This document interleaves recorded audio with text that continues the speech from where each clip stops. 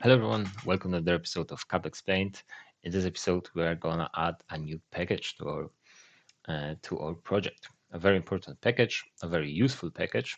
It's the CDS typer package, and it will be helpful to do code completion in VS Code or in Bus in our case. Okay, so when you start developing, you will see that you won't get any auto completion from the standard IDE. So for example, if I want to pass in the authors entity, I'm actually getting some really weird or standard things, but not the authors entity, for example. So how can we change that? Let's install the package. And we don't need to install it by ourselves, but we can do it by using CDS add typer, which will do a few things. First, it will add the CDS models folder to gitignore file, so it won't be uploaded to the GitHub, which is very important that you do it by yourselves, that you install this package later on. Then we need to install it. Everything added to the gitignore file, if you didn't know, won't be uploaded to GitHub. Okay, so we installed the package. You can see the CDS typer has been added. Package log updates the versions, and a new JSON config JSON file is created, which will pass the paths to our models. So let's take a look how this works.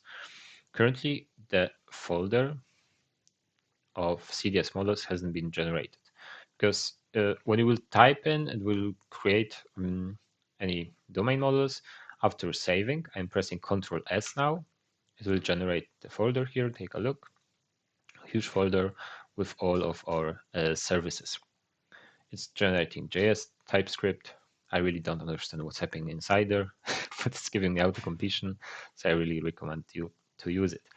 And for example, instead of importing books from the bookstore service, from the CDS entities, we can do it using the auto completion. So if I type books, get this auto completion list, and you can see it will take everything from the CDS models folder. So I'm pressing tab, it auto completes, it auto imports it from the CDS models folder.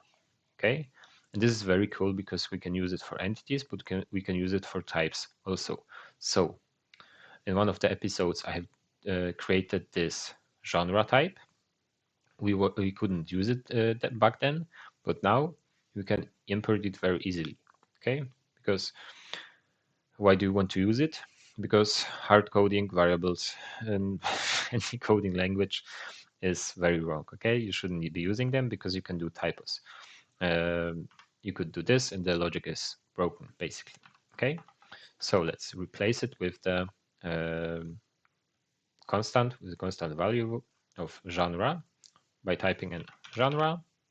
You can see again it's giving me the auto completion. I'm pressing on tab, it's auto importing the genre type. Then I can use the list of enums that we create. So genre.art, and will give the condition will be true because behind that there's the value of art. Okay, so very nice, very helpful code completion.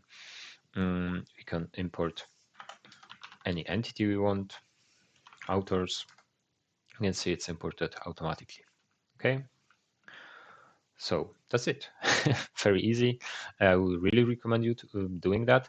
And keep in mind that if you download the project and you won't be installing this package, it won't work for you because all of the imports will be from the CDS models folder. Okay, so that's why it's so important that you will use it, and we're gonna use it in this series, just so you know. Okay, guys. Thank you.